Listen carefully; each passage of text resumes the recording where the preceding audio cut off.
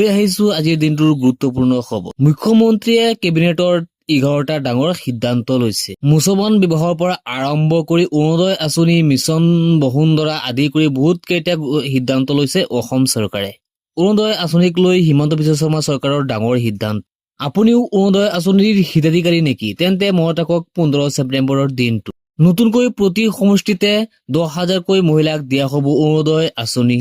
কেবিনেটত মুখ্যমন্ত্ৰীয়ে ঘোষণা কৰিছে 12,60,000 নতুন হিতাধিকাৰীক দিয়া হ'ব অৰুণোদয় আঁচনি। 12,60,000 নতুন হিতাধিকাৰীক দিয়া হ'ব অৰুণোদয় আঁচনি। আৰু ইয়াৰ নাম দিয়া হৈছে অৰুণোদয় 3.0।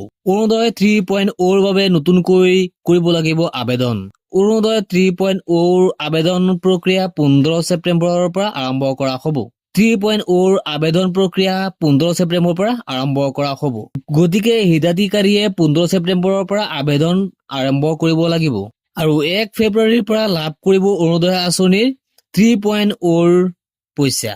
লগতে হিমন্ত বিশ্ব শৰ্মা ডাঙৰীয়াই উল্লেখ কৰিছে, ৰেচন কাৰ্ড থকা পৰিয়ালেহে লাভ কৰিব অৰুণোদয় আঁচনিৰ ধন। ৰেচন কাৰ্ডৰ লগত আধাৰ লিংক হৈ থাকিব লাগিব আৰু আধাৰ লিংক নহলে নাপায় অৰুণোদয় আঁচনিৰ ধন। 2 নম্বৰৰ খবৰটো হৈছে মুছলমান বিবাহক লৈ হিমন্ত বিশ্ব শৰ্মা ডাঙৰীয়াই গুৰুত্বপূৰ্ণ মন্তব্য কৰিছে।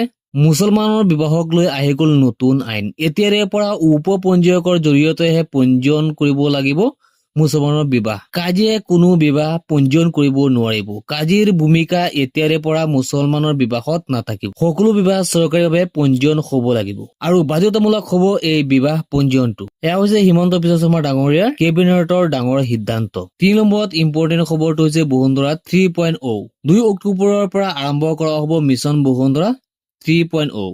অসমৰ মুখ্যমন্ত্ৰী হিমন্ত বিশ্ব শৰ্মা ডাঙৰীয়াই কি মন্তব্য কৰিছে আপোনালোকে এবাৰ চাই লওক। আজি কেবিনেটত লোৱা এটা ডাঙৰ সিদ্ধান্ত হ'ল অৰুণোদয় আঁচনিৰ সম্প্ৰসাৰণ।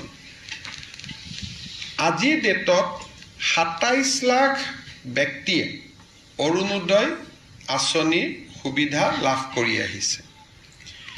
এতিয়া আমি প্ৰতি সমষ্টিতে আৰু 10,000কৈ অৰুণোদয় আঁচনিৰ আমি হিতাধিকাৰী দিব খুজিছোঁ।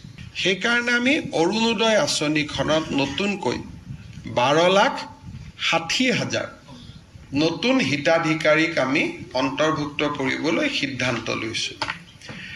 ই অৰুণোদয় 3 নামেৰে জনাজাত হ'ব। অৰুণোদয় 2ৰ বেনিফিচিয়াৰীসকলেও 3ৰ বাবে নতুনকৈ আবেদন কৰিব লাগিব আৰু 3ত নতুনকৈও আবেদনকাৰী অন্তৰ্ভুক্ত হ'ব।